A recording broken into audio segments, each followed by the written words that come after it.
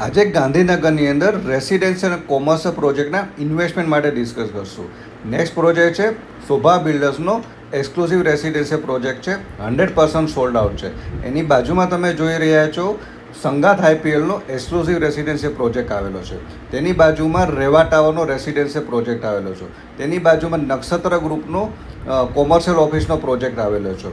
એની બાજુમાં gift city tower આવેલો છે, મલ્ટીનેશનલ કંપનીનો ઓફિસ છે. તેની બાજુમાં હીરાનંદની બિલ્ડર્સની ઓફિસ આવેલી છે.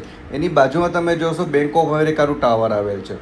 તેની બાજુમાં છે સ્ટેટ બેંક ઓફ ઇન્ડિયાનું એક્સક્લુઝિવ કોર્પોરેટ ટાવર આવેલું છે. આ આખું બિલ્ડિંગ કોર્પોરેટ ટાવર એસબીઆઈનું આવેલું છે.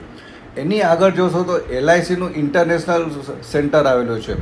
આ આખું ટાવર એલઆઈસીનું ઇન્ટરનેશનલ સેન્ટર આવેલું છે. એની બાજુમાં તમે જોશો ગૂગલ અને આઈબીએમ જેવી કોર્પોરેટ ઓફિસો આવેલી છે. જો ગૂગલ અને આઈબીએમ જેવી ઓફિસો ગિફ્ટ સિટીની અંદર હોય તો ઇન્વેસ્ટમેન્ટ માટે કશું ખોટું નથી.